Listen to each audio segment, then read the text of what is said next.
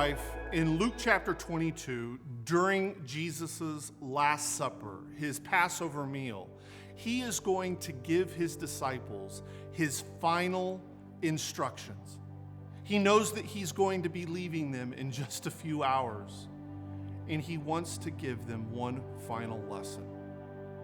While he's sitting at the table, a dispute arose among them. Which of them was going to be regarded as the greatest? And he said to them, the kings of the Gentiles exercise lordship over them, and those in authority over them are called benefactors, but not so with you. Rather, let the greatest among you become as the youngest, and the leader as one who serves. For which is greater, one who sits at table or the one who serves? Is it not the one who sits at table? But I am among you as one who serves. These verses are packed full with incredible detail. I want to highlight a few of them, though. First of all, when Jesus speaks about the kings of the Gentiles, he's speaking about Rome. And Rome operated by the principle of might makes right. And there were those in Jesus' world, within ancient Judaism, who believed that they were going to defeat Rome using Rome's tactics. Might makes right.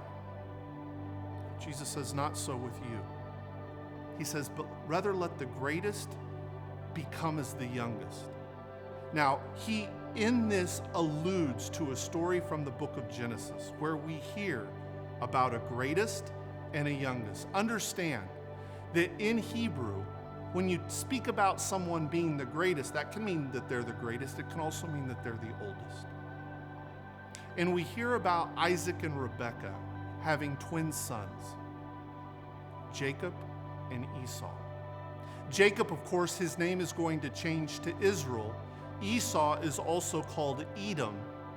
And by the way, in the first century, that's how the Jewish people referred to Rome, Edom. They saw Rome as a reflection of Esau. And in the book of Genesis, when Rebekah is being told that she's going to have these twins, she's told that the greater will serve the younger. Jesus' contemporaries are going to take that idea and say, yes, when Israel does the will of its Father in heaven, then the greater will serve the younger. Esau, Rome, will serve Israel. But if Israel does not do the will of its Father in heaven, then the younger will be forced to serve the greater.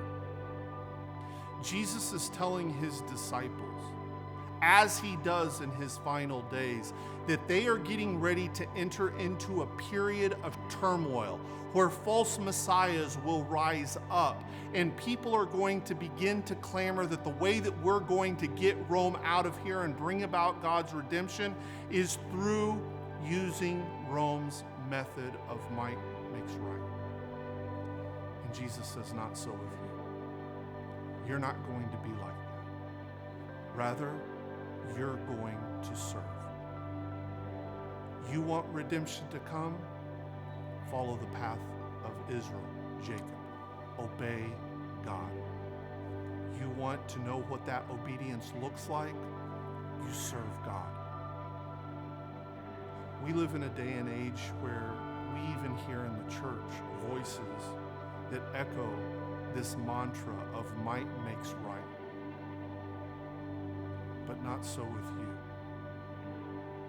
We as followers of Jesus do not need to strive to be the greatest, to hold on to power. Rather, we need to pursue our master and be servants. Not only servants of God, but servants of others as well.